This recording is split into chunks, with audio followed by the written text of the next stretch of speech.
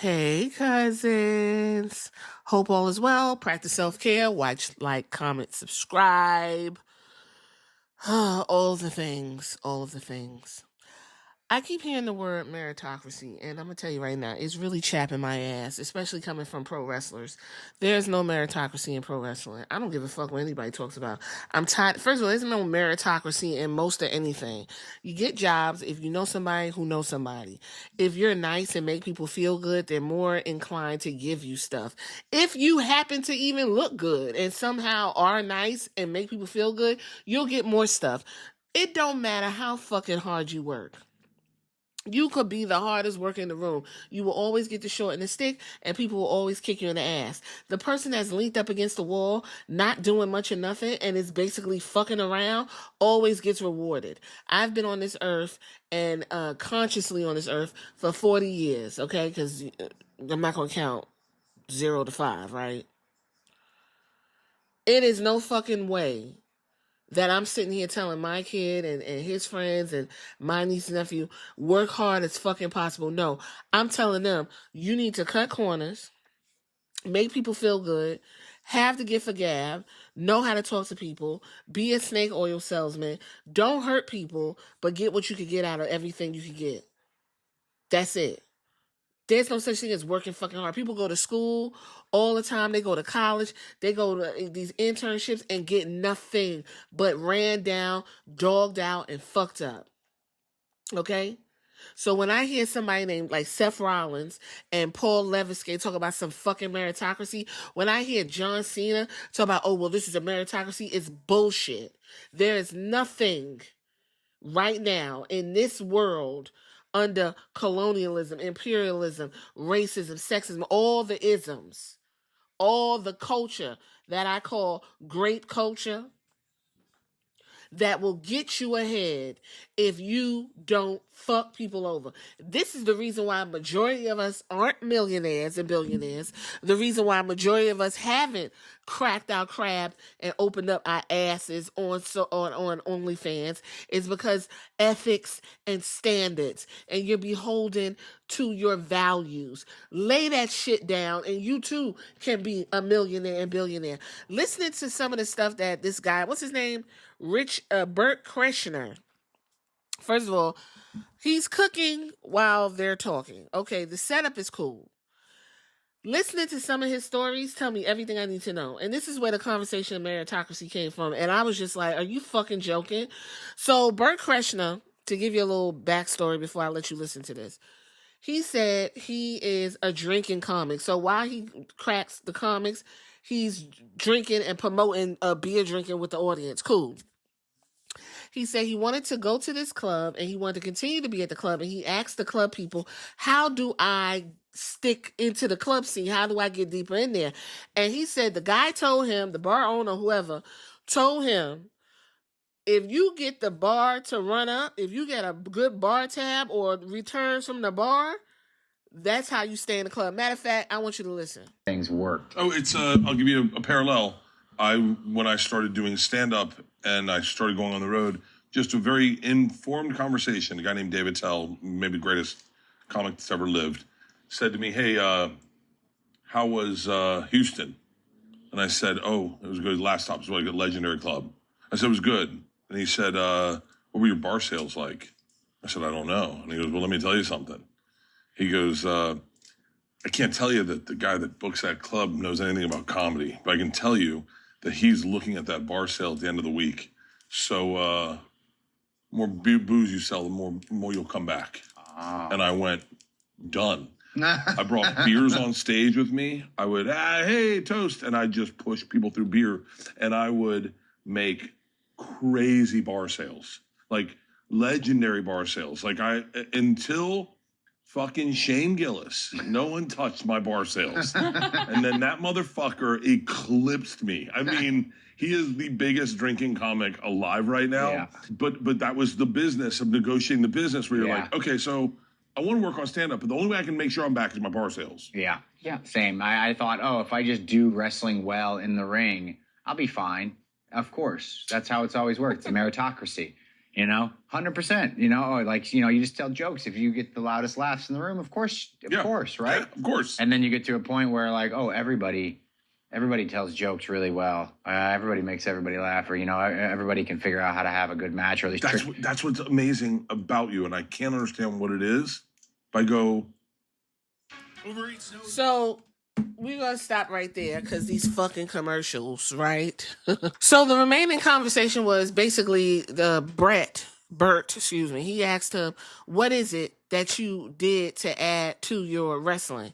And he said, "I learned backstage. I learned to be confident. I learned to be a leader." He learned to lick ass and be a company man. See, he ain't gonna tell you the whole truth. Seth Rollins is a company dude. As many podcasts have I done of Seth Rollins putting his fucking foot in his mouth and saying the wrong shit and just to promote the company, which don't get me wrong, that's who he worked for. He's supposed to be. But don't sit up here and act like you just invented the wheel and this is why you're so fucking good. Because at the end of the day, Seth is an excellent wrestler. Especially when he does certain moves. I enjoy Seth Rollins wrestling. Okay? I don't enjoy Seth Rollins, the character, because he sucks. Like it's not consistent. He hasn't been good since he was propped up with the Authority, or when he had that's when he had the blonde streak. He does a lot of goofy shit, a lot of shtick work. But don't sit here and act like it's a meritocracy and you got where you got because you just a good motherfucker in the ring. Because that's not what it is. Somebody saw something in you and propelled you. And that person was Paul Leviskate when he brought your ass off the indies and put you in NXT, put that strap on you and ran you to the moon. And you've been in the main event scene since then. To the detriment, a lot of times, to the detriment of the audience, to the detriment of the story, to the detriment of creative, to the detriment of fucking ratings and whatever they trying to do. So I just thought it was real interesting. Also, Becky looks at Seth with the most admiration, and I think it's absolutely adorable how they look at each other. You can see they really love each other. There's nothing wrong with that. Nothing wrong with that. Other things in this podcast we could talk about, because you know your girl. I got notes. So Becky kind of helped Seth Rollins through this next round of questioning about promos. Seth knows he sucks at promos. Has he gotten better? Every now and then he'll give you something, but for the most part, is what you're going to get. She actually glazed him and said, "No, you're really good at it. You know what you're saying, and the audience, you know." Becky really knows how to stroke her man throughout this whole interview. I do agree with Seth that if you don't love something, it's going to be mentally draining. It's going to wipe you out, right? A lot of times we get into these jobs and it's like I'm in my field of education, which is social work.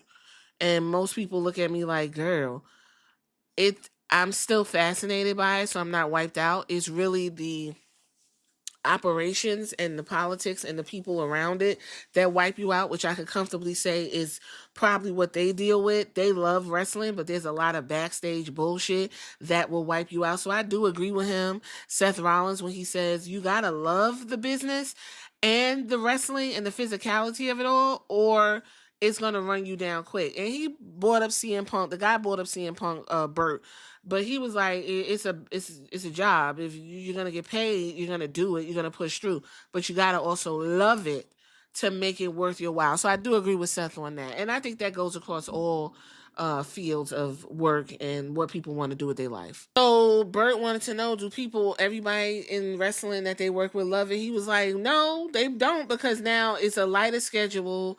It's not like it used to be where you would just be working and that would weed people out. But he said now, they get more time off. They do less.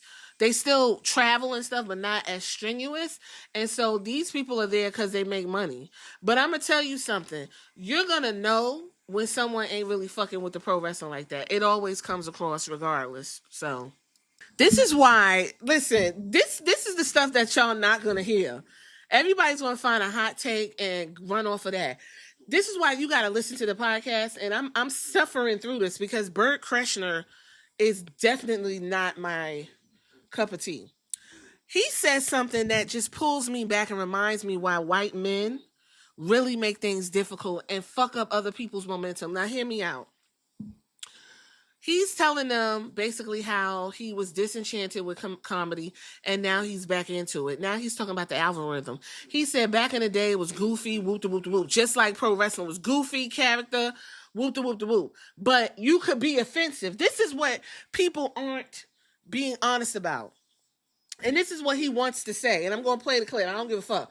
You can't be offensive. This is what he doesn't like no more.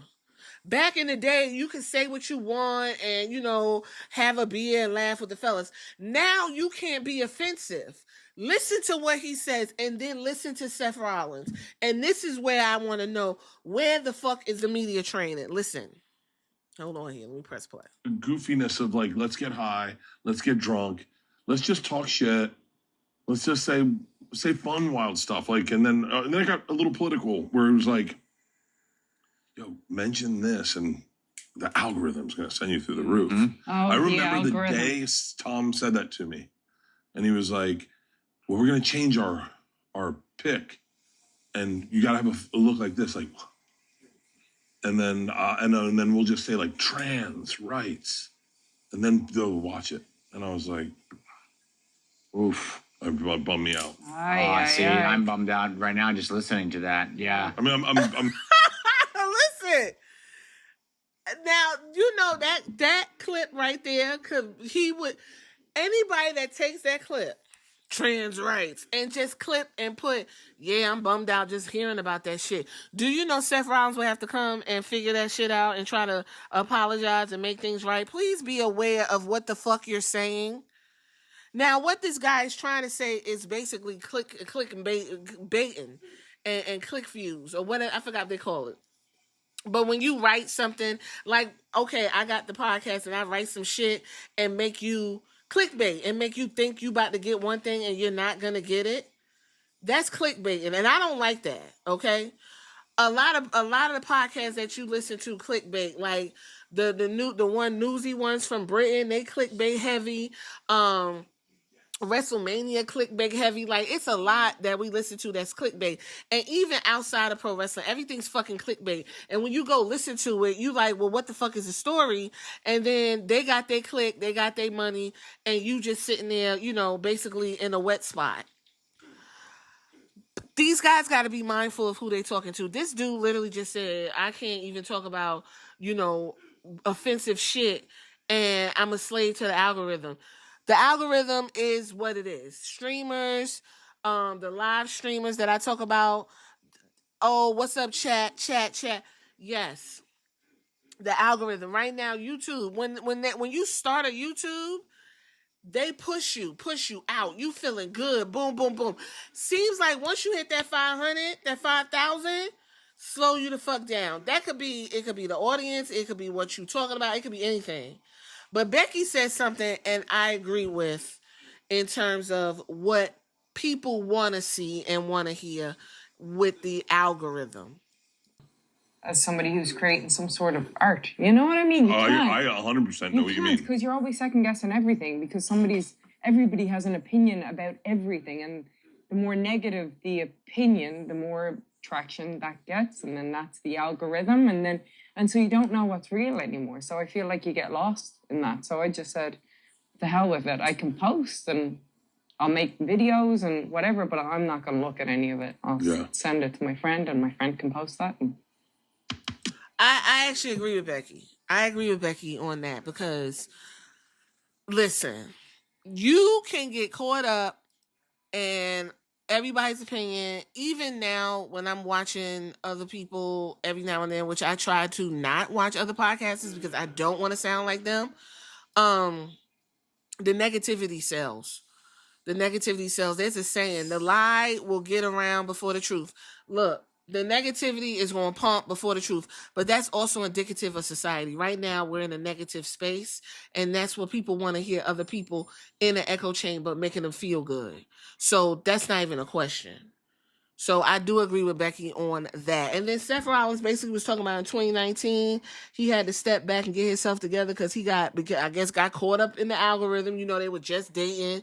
A lot of stuff was going on. He has a very salacious sexual background and his dick is all over the internet. So I guess all of that compounded.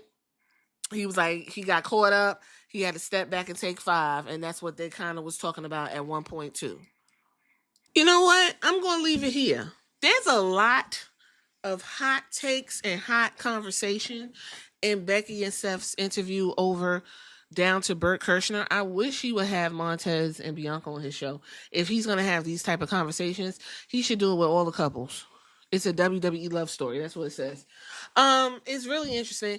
I'm going to leave right here. I just got really annoyed with the meritocracy conversation. It just isn't true. It's just not how things work. Unfortunately, it's not true.